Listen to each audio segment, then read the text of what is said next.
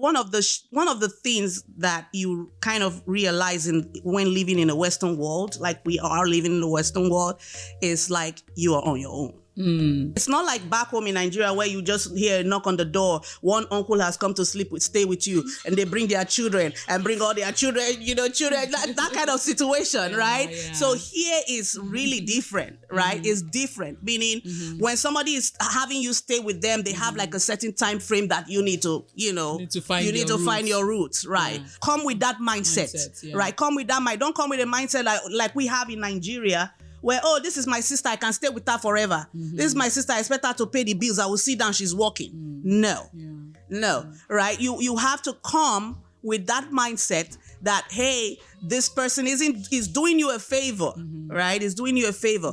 So at some point, I was working 3 jobs and school. So you were taking care of nobody was sending you money from Nigeria, no support. No, it was just you just by me. yourself. Just were me. You sending money back home? I was, because I had younger sisters. Who needed support. So yes, it was challenging. It was tough. There were times I broke down like, oh my God, but I just there was just this grace that kept me going.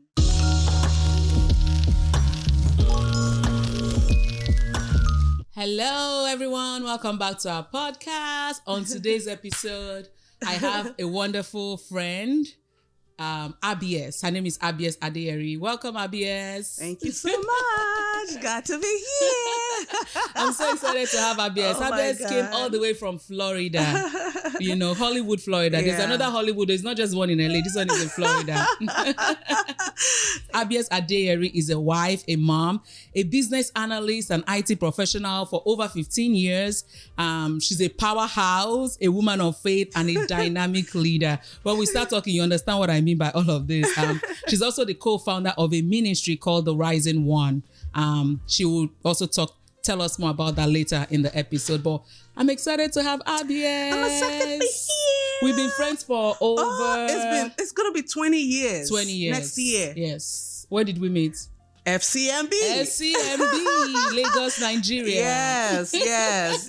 We met in the bank, right? And it's been an amazing journey. Azuka is she's not a friend, she's a sister. There are certain people that you say, okay, yeah, this is a friend, but she is a sister. So that's just amazing soul. And I am honored. I'm truly, truly honored to call her a sister. Me too. Abies was with me during some of the toughest time in my life. When I came here for school, we're going to talk about immigrants, because we're both immigrants. Yes. When I came into the US 2011 as for grad school. She had been here for 2 years already, or 3 years. Yes. Yeah. So I had a lot of financial struggles, and Abies always came through for me. There were months where she would just send me like $200, $300. I'm like, Abies. And then she was just, you hadn't even started your main career. Yeah, she was. She has been, and I'm so appreciative. She's a wonderful woman, like a woman of purpose, like powerhouse. When I say powerhouse, I'm not even joking. Woman of conviction. Real conviction. Yes, I'm happy and honored to be here. Yes. My name is Abies, and I'm a mother. First and foremost, I'm a mom of 3 daughters. I would say girl mom, as they say. Yes. I love God, and my desire has been to seek Him and to follow Him in truth.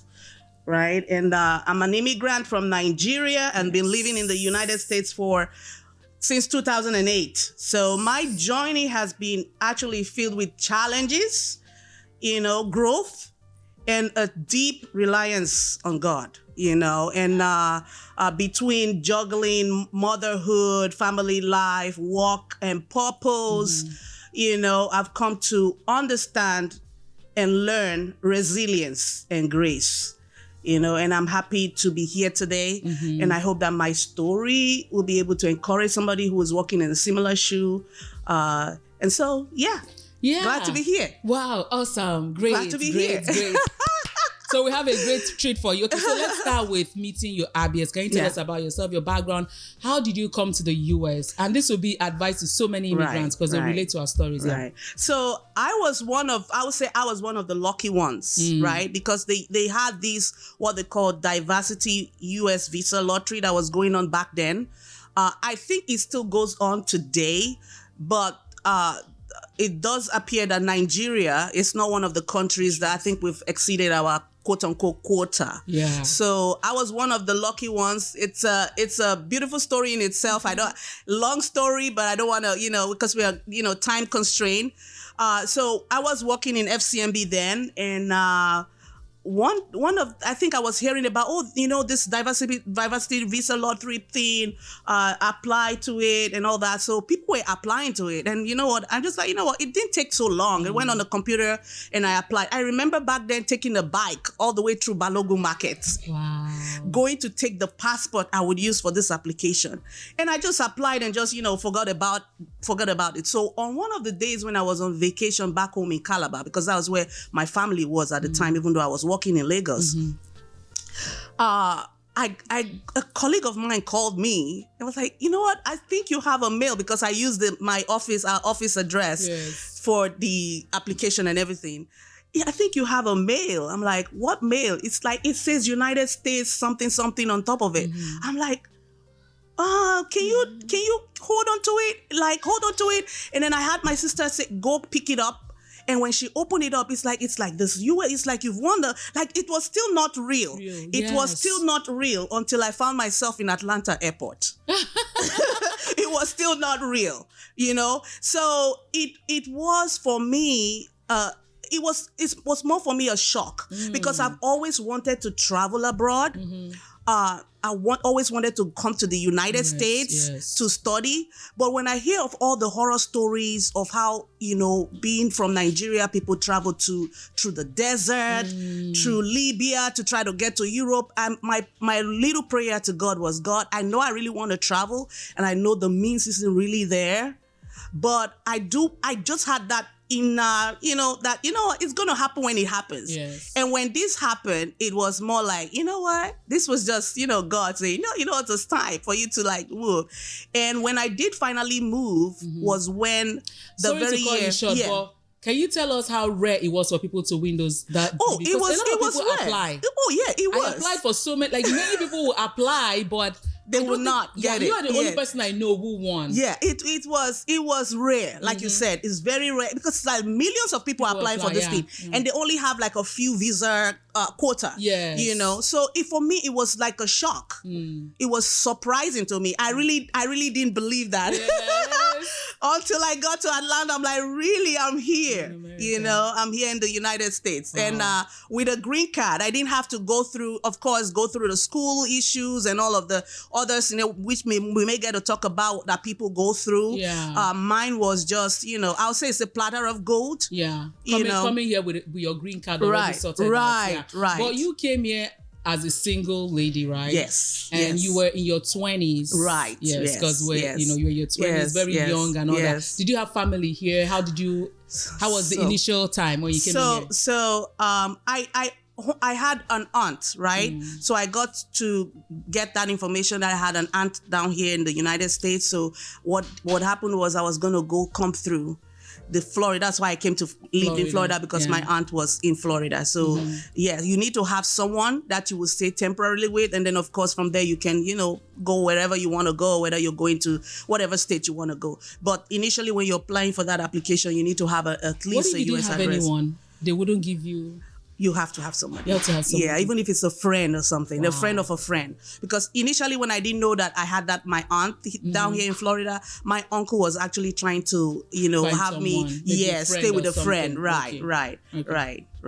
So that was your experience staying with your aunts. I've heard stories where they'll come and move in with someone and the person after 1 week will throw them out or ask them to start paying rent and all that. Yeah, so I think that was one of the things that you kind of realize when living in a Western world, like we are living in the Western world, is like you are on your own. Right? You are on your own, meaning everybody is, pretty much busy doing their own thing. There's the bills to pay, there's a that to do.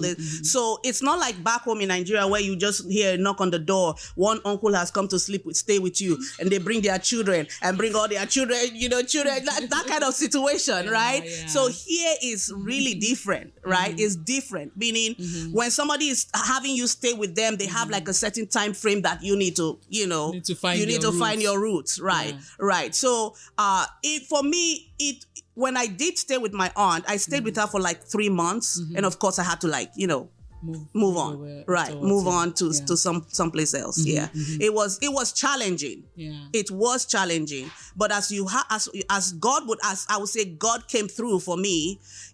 Meaning when I was in school, immediately I came to the United States. The first thing I wanted to do was I wanted to go to get into school. That was the first thing, and the good thing was there was student loans available, which I'm going to talk about. Then I think the thing was I didn't understand all of the system situation yet when it comes to student loans and everything like that. But I just wanted to get into school by all means. I just wanted to get into school. I wanted to finish school because I was in second year at Lagos State University when I left Nigeria to the US. And so I just pretty much, got here. Before I even got to the US, I already, planning the school I would go to and everything. And when I started the school, I met, a beautiful, beautiful lady who happened to be in my class, right? She was in my class, and she contacted me because when you're doing this class introduction and all that, she contacted me, and she had contacted me. Hey, I see you have this IT background and something like that. Would you mind showing me how, because we had this particular assignment at that time, can you show me, can you help me out? Pretty much like a tutor. So she called me in and I was able to, help her out, went to her home. So when I had that, when it was my time up at my aunt's place, I decided to move in. So at that point, she was like, she told me she wanted me to come in.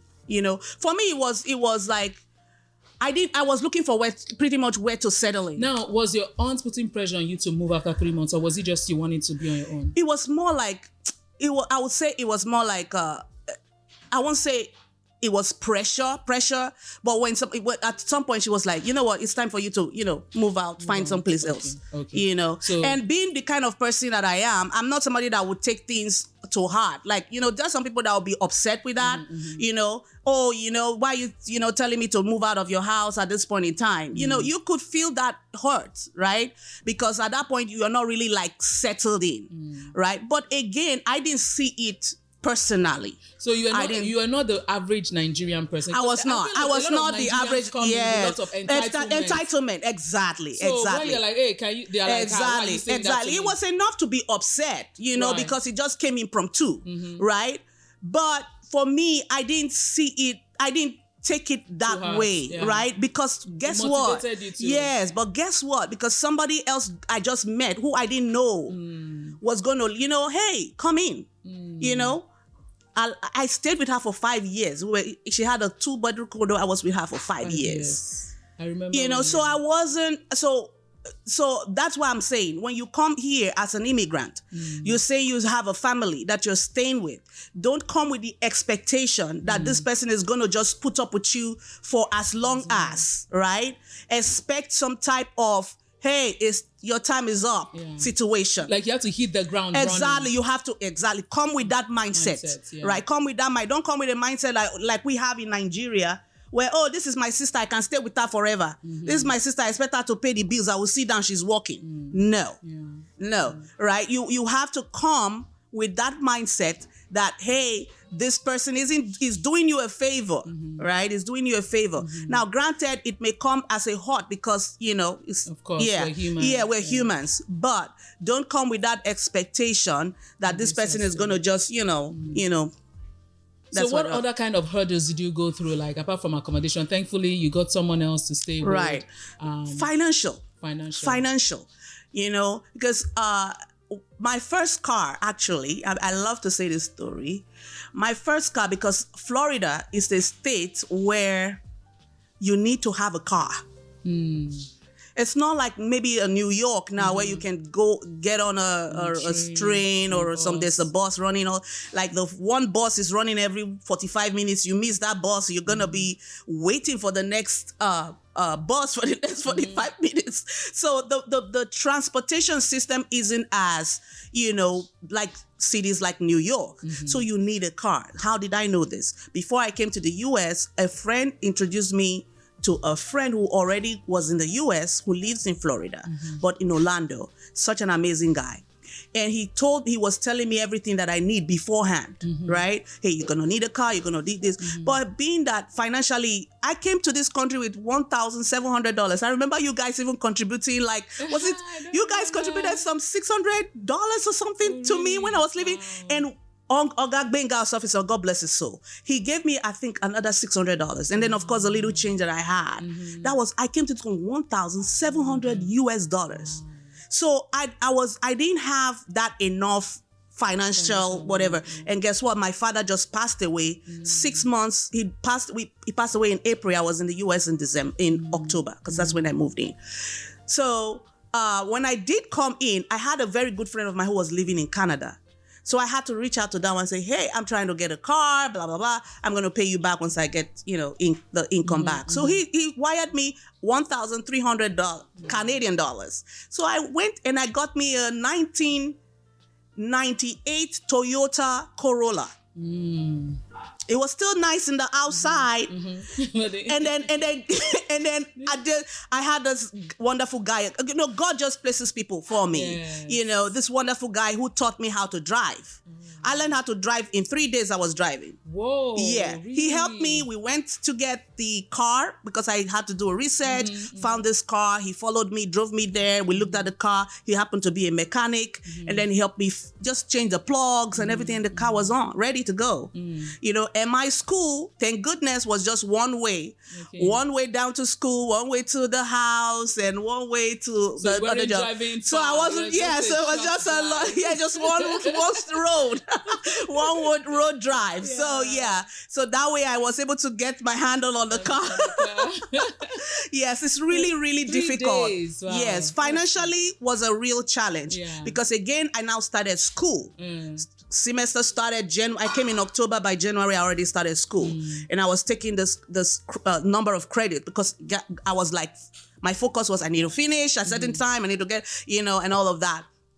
So in doing that, I would now decided to take on a job to be able to support financially. So at some point, I was working 3 jobs and school. So you were taking care of nobody was sending you money from Nigeria, no support. No, it was just you just by yourself. Were you sending money back home? I was, because I had younger sisters. Who needed support. So yes, it was challenging. It was tough. There were times I broke down like, oh my God, but I just there was just this grace that kept me going. I remember I told somebody, I said, I worked in retail. I respect people that work in retail. Because I had a little share of experience working in retail. 2 weeks later, I had to quit that job. I'm like, I'm not going to do this job. I am not. Wow. So that is why when I go in a retail shop and you pick up don't just throw the shoes everywhere. Put them back, because somebody's got to pick up all those shoes. Pick up all those clothes you throw around. Wow.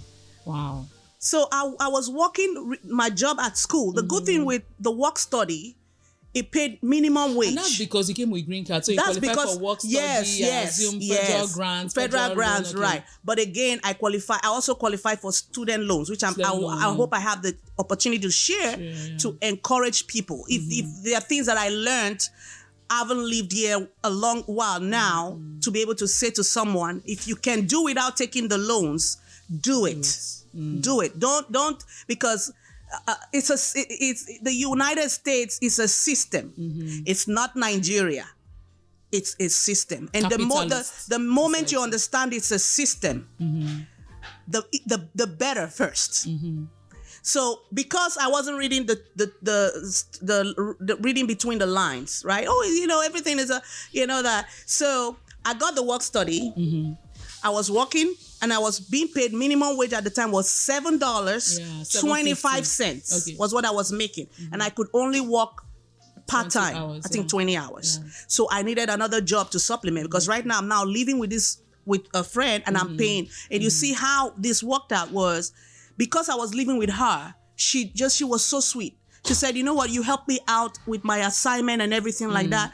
I just need, when you in staying with me, I just need help with my assignment. If you can help me out, we can do it, just as a tutor. Yes. And then you can live in the other room. And then she asked me, how much would you like to pay me? She actually stayed with her 5 months without her taking anything from me. And then when she now started to take something, she asked me, how much would you like me to pay you? Would you want to pay me for the rent? I said 350. I said I can pay 350. Oh wow! And that was I had my bathroom, I had my room, I had internet, I just go to school. So yeah, the minimum wage $7.25 was still not enough. So I now needed another job. So I now got a job with the retail store. I don't know if I should call the name, but they said, you know what, you're good. Are you going to work customer service? But first, you're going to first of all be in the shoe department. I'm like, okay, I'm going to be in the shoe department. And I went in the shoe department. Girl, I was picking up... story? Can you tell us one horror story you had with retail? That's the horror story. As I was literally on the floor picking the shoes. Customers are coming in, scattering the shoes in the box from the boxes. Like literally, you are not sitting down the whole time you're there. The whole time you're there, you're not sitting. You're picking shoes. They will carry these shoes, throw on the other side, put on that side. You know how customers do? Yeah. Open the boxes, trying to... It was like a jungle of... Wow. I'm like, wait a minute. But sometimes you don't think about those things. You just go to stores. You just go to store. Yes. Oh wow. Yes. And by the time I leave every day from there, exhausted. My whole waist.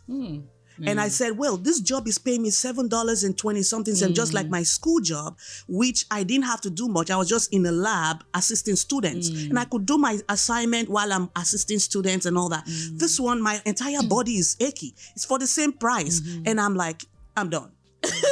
So as God will have it, another friend of mine who I met said, you know what, there's this job at a gas station.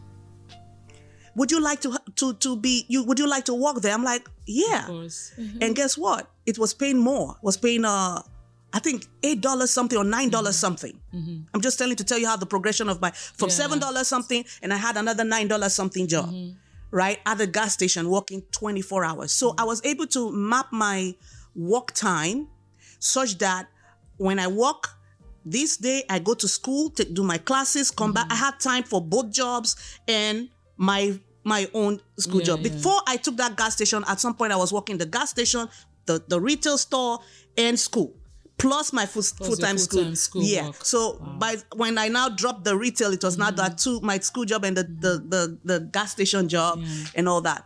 I feel like America, like everyone goes through the ringer. Oh no, I think you do. Everyone has a unique special journey and trajectory. Yes. Even for someone that you think, let's even assume for people who get married. Yeah. To men who already live here. Right? Yes. And they come here. They still have their own stories and challenges. Even though you might say, oh boy, it's in a platter of gold. They married, came into a house, but they still have their journey. Yes, they still do. So how was so from that $8 job, how did you now graduated, and right now you're an IT professional, a business analyst, doing so well? So when you look back, it took a lot. It was a journey. It was a journey. So I went to a school. The school I went to was a for-profit school, right? And the thought that I had when I looked at all what was going to be involved, because again, it was student loans I was using. So we have what we call subsidized student loan, unsubsidized student loan, and then you have the Pell Grant, which is the loan that they give to you is free. And then the subsidized, it's not free. It's just that the federal government is paying the interest on that loan while you're either on grace period, you're in deferment, or while you're still in school. The federal government is paying the interest on that loan. Whereas the unsubsidized is that it's a loan to you, but it's that loan that the interest is accruing while you're still in school. Whether or not you're in deferment, that loan is still accruing, and whether you are in grace period, that loan is still accruing. So, and this is still better than private student loans from Salome. This is still better. And the reason why people, yes, so because you're looking at a 5%, 6% interest rate as opposed to a private loan that you could be 15%, 18, 20 something percent, who knows what. Yeah. Right. Because as international students, which I came on F1, I didn't qualify for those subsidized. Oh, wow. Yeah. I only could qualify for private Salome. But then you still need someone to co-sign for you and all that. Nobody will do that, right? Which you don't blame anyone for that. Yeah. So it's a whole job. So I wanted to ask you, because I want you to also give advice to immigrants, because a lot of jackpot happening. You didn't come during jackpot period. You came during 2008. Nigeria was even still good. People were still staying in the country, right? So a lot of people come in here with preconceived notion of America, the American dream, you know, like when you come in, everything platter of gold, you pluck money from trees, you live in big houses. What would be your advice, both when it comes to like schooling, like you're saying, and I want you to go deeper into that schooling one. A lot of people come here and they say, oh, nursing, everyone wants to do nursing. Is that the only career path? You didn't do nursing, you did IT. No. Also, in terms of relationship, and I want to talk on relationship also because you came here single, but you were engaged, like your fiance was in Nigeria and eventually came. So in terms of relationship and marriage, how do you see like marriage changing from Nigeria and coming here to the US? And then in terms of what else? Friendship and even faith, Christianity. Can you talk a bit all about? Let's unpack that. Yes. So the first things first, when you talk about the student loan and the perception, let's look at perception first of, you know, and I had that perception too. You know, you come to America, everything is, because, you know, when you watch movies, everything looks so, you know, so perfect and everything and all that. Money doesn't grow on trees. And when you do get a wage, you work for that wage. You do work for that wage. And when one of the perception is that, you know, especially with lack, when you don't have support, let me put it out, when you don't have support. Now it's different. Meaning I come here, I was born here, and I have my parents here, I grew up here. It's a different story. Yes. But when you didn't grow up, you didn't born here, and you didn't have like that foundational support, and you just came in, it's even more, it's a more tough. Yes. It's a more tough situation. For me now, for example, I didn't understand this student loan thing and all that because it was all about trust. And when you come here, I always say, you have to read between the lines. It's a country of laws. Read between the lines. Whenever you want to sign something, make sure you read between the lines. So let me give you, for example, when I was going to my undergrad, when I looked at the entire, you know, pricing and everything, I thought, okay, this program is going to cost me maybe roughly $30,000, and because I transferred 20 credits, you know.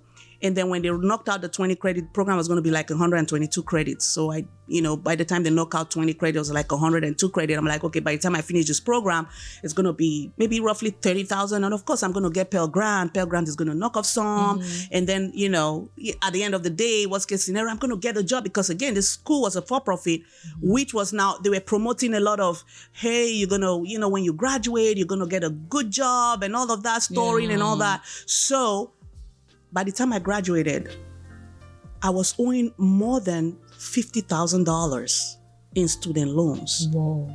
So when I realized that, you know, when the thing is, you're not talking about the principal now. The interest is what is the killing thing. Yeah, the interest. The interest. Remember, you have unsubsidized. That interest has been accumulating, accruing, right?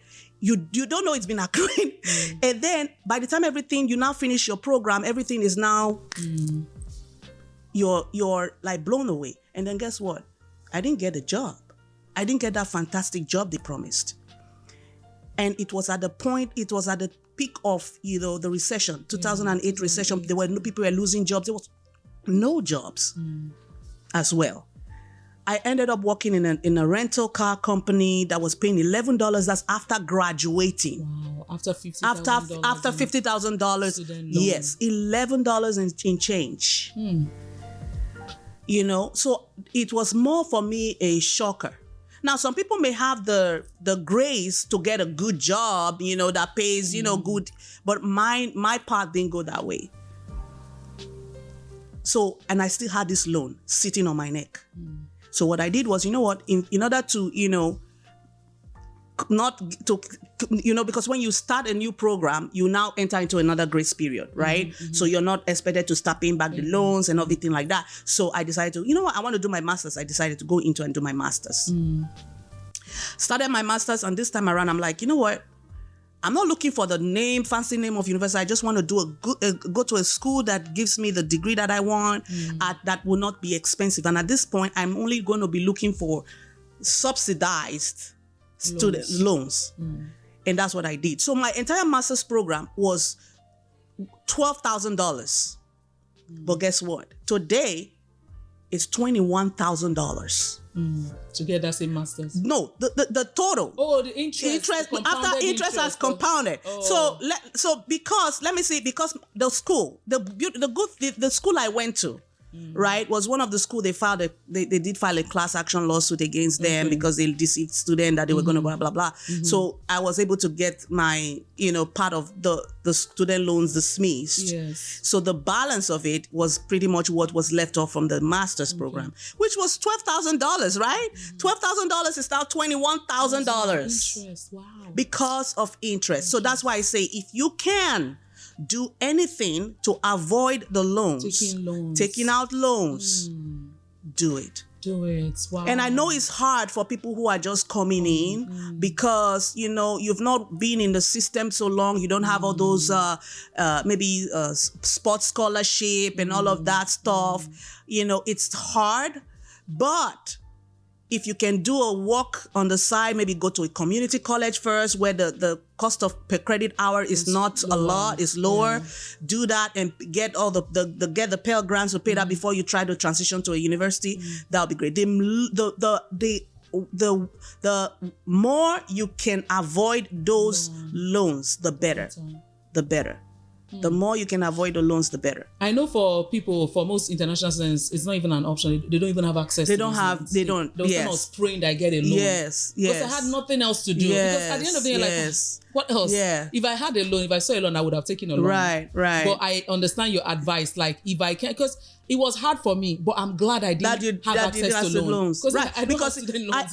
I have friends who have, that's why you say, medicine is, they're finishing a medical degree, for example, people are owing $200,000+, $100,000 plus. That's why I say to myself, I don't want a situation where my daughters or my daughters will be in any type of student loan debt.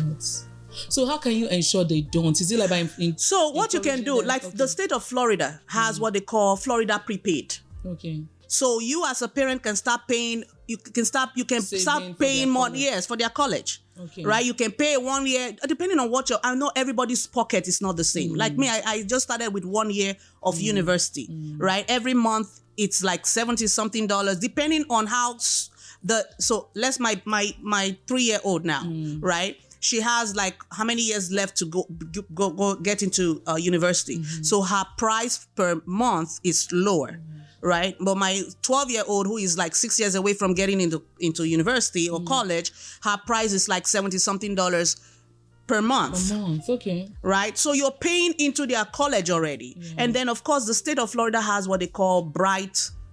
I think it's Bright. I can't remember the word, but Bright student or Bright. I may be wrong with that, but something Bright, right? It's a type of scholarship for people who are doing very well. You're getting like a 3-pointer GPA. So those are scholarships that are easily available to people. And then of course, if you're good in sports, athletic stuff, you get your kids involved in that, get yourself involved in those, because those also have scholarships that they provide. Some universities have scholarship that they provide as well. That's true. So yeah. So basically what you're saying is that as parents, so it's easier for children born here. You can start planning towards that. Yeah, sports, exactly. Scholarships and for international students coming, you just have to keep working towards that. You just have to keep, scholarship.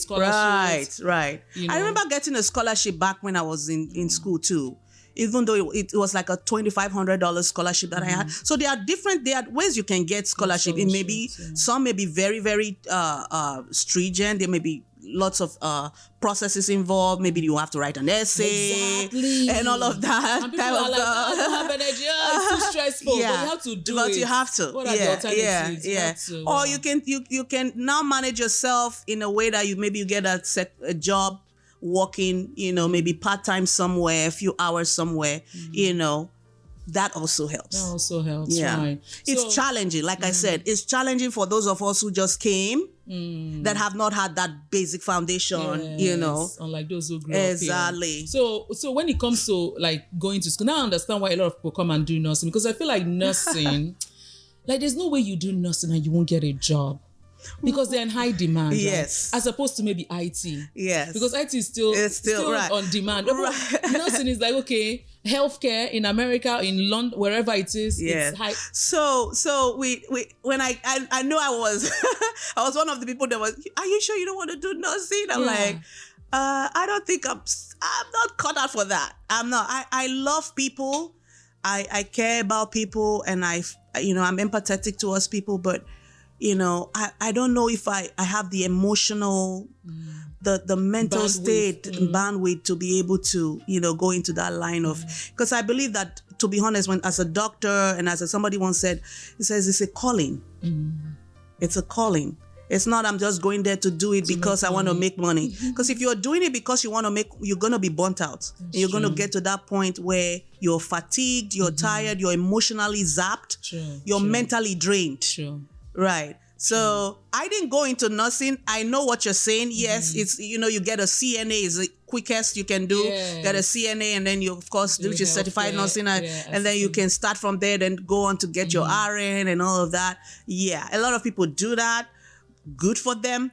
But I didn't take that part because I don't do things because people are doing it. I do it because it's what I love to do. Right. Yeah. Right. Makes sense. Yeah. Makes sense. Yeah. Makes sense. Yeah. Okay. So thanks so much for the advice on the student loan. And so please don't stay away from student loan if you can. Stay away from student loan. Go for scholarships, assistantship. Just keep, whatever it is you can get. Thank you so much, Abies. This has been a very exciting and interesting episode. I learned some things about you. The story you shared about your initial coming here. I didn't know some of it. So thank you so much for sharing your story and for all this wonderful advice, which I know will help many people. It was nice. It was nice to share. Yeah. Abies will come again. We'll have another episode where she'll talk about her motherhood journey. And also, talk a bit about faith. This man is a woman of faith. I will have more episodes, and Abies will always you also talk about your business, maybe in the next episode. Yeah, the rising one. So she'll share more about us. So thank you so much for watching. Thank you for joining us. Having me. Thank you, Abies. This conversation. I know. Thank you so much. Thank you. Thank you so much. Thanks for watching. Please like, subscribe, comment, share. Keep coming back for more episodes. Thank you, and I'll see you next time. Bye-bye.